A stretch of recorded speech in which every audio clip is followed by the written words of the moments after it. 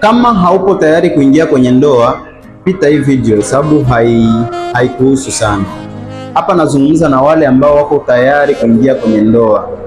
Sasa wadada ambao wako tayari kuingia kwenye ndoa huwa wanafanya makosa ambayo yanaenda kuwasababisha wafanye miaka 5, miaka 6 kwenye ndoa, lakini hawajafanikiwa kupata mtoto. Nakumbusha kitu hapa, mtoto ni kama vile kitu ambacho kinasababisha mwanaume akupende zaidi, yaani ni kama vile chumvi ambayo umeweka kwenye chakula. Sasa ukifanya miaka 6, miaka 7 kwenye ndoa bila mtoto, mwanaume wako pengine anaweza kukuacha au anaendelea kuvumilia, lakini kiroho nguvu sana.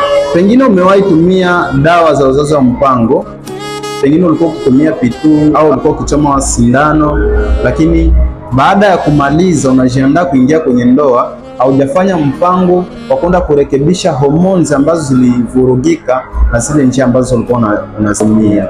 Hii ni njia ambayo itakuchelewesha sana kupata mtoto kwenye ndoa. Sasa ikiwa uko tayari na unajiandaa kuingia kwenye ndoa na unajua umetumia njia hizi za uzazi wa mpango, usikose kunitafuta. Tuanze program ambayo itakusaidia kuondoa zile sumu zote mwilini, pia kurekebisha hormones zako ambazo zimevurugika, ili unapoingia kwenye ndoa iwe rahisi kwako kupata mtoto. Kama ni mara yako ya kwanza kuangalia video hii au account hii, usikose kunifollow. Pia uwatumie wadada wengine ambao nao wanajiandaa kuingia kwenye ndoa, lakini pengine wanakosa mafunzo haya.